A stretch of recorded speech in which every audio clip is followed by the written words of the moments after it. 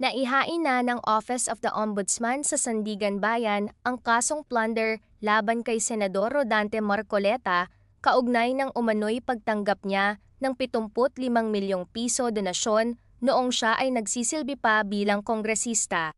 Bukod kay Marcoleta, kabilang din sa mga kinasuhan ang 3 pang individual na sinasabing sangkot sa naturang kaso.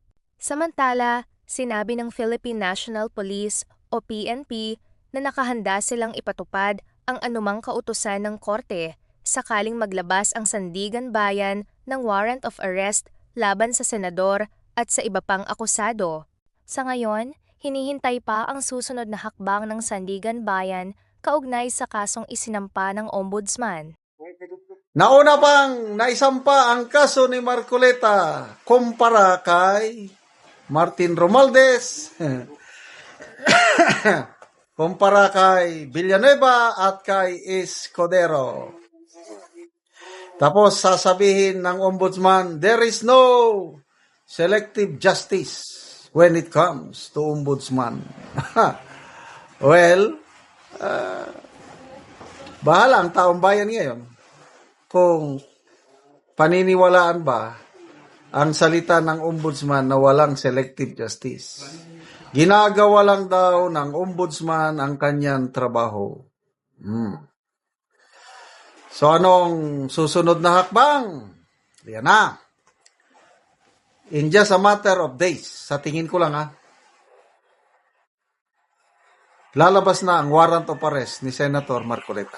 Kasi maalala ko, si Senator Jinggoy, nung isinampa yung kaso, mayroong plunder, mayroong graft and corruption, mayroong bribery, ganon. In just a matter of 2 or 3 days, lumabas ang kanyang warrant of arrest sa graft and corruption na kaso. Nagpiyansa siya kasi bailable offense ang graft and corruption. Ayan. Piyansa kagad. Kaya lang, after 1 week, ayun, lumabas na ang kanyang warrant of arrest sa plunder, non-bailable. Kaya, yun. Surrender. Voluntary surrender si Senator Jinggoy. Sinamahan ng 8 kapwa niya senador sa Cayetano Black. Kaya ngayon, nandun, nakakulong si Senator Jinggoy. I hope I am wrong. Kaya lang nakikita ko ng pattern. Ano bang araw ngayon? Biyernes. Next week, baka hanggang Biyernes, meron ng warrant of arrest si Senator Marcoleta. At nagsabi na si DILG Secretary Junvic Rimulya na he is ready to serve the warrant of arrest. Kasi may balita noon na ayaw daw ng mga PNP CIDG na i-serve yung warrant of arrest. Bali-balita lang naman yon. Kaya lang this time, palagay ko kung matutuloy na ang warrant of arrest ni Senator Marcoleta, sa nakikita ko lang tutuhanin ni Secretary Junvic Rimulya ang kanyang pahayag na siya ang mag-serve ng warrant of arrest.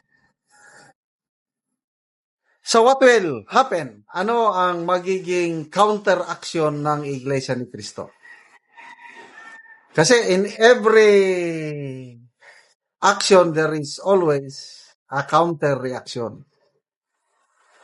So noon bali-balita lang, nasasampan siya ng kaso, yung nag-surprise rally ang Iglesia ni Cristo, we are one.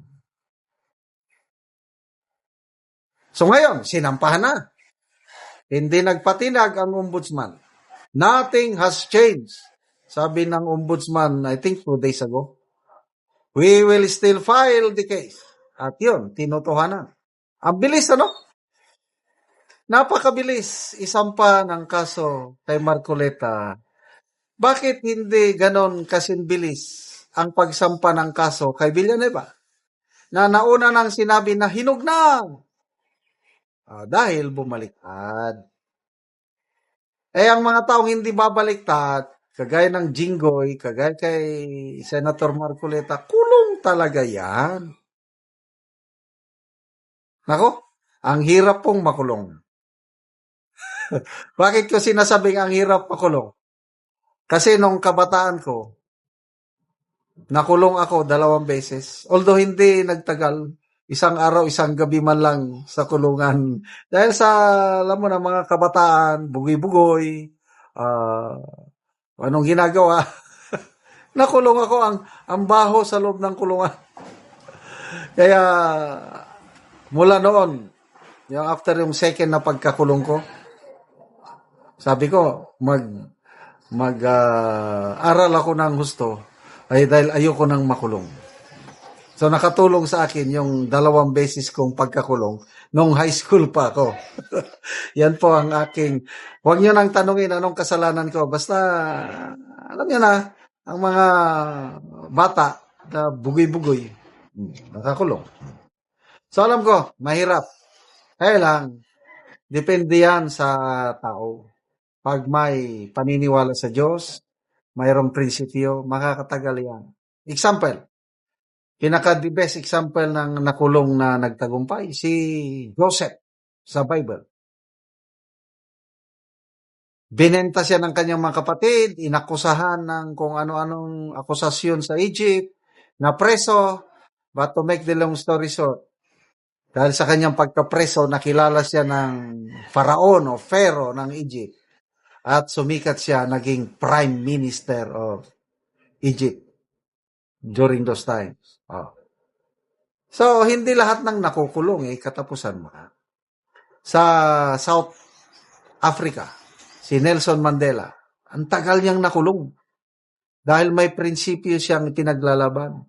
Nung nakalabas siya, di naging presidente ng South Africa. Kaya itong si Senator Jinggoy at Senator Marcoleta, may kinabukasan ito. Yung dalawa na bumaliktad, I just don't know. Bahala ng Diyos sa kanila. So, abangan natin ang reaksyon ng Iglesia ni Cristo. Hindi ko alam kung anong reaksyon nila.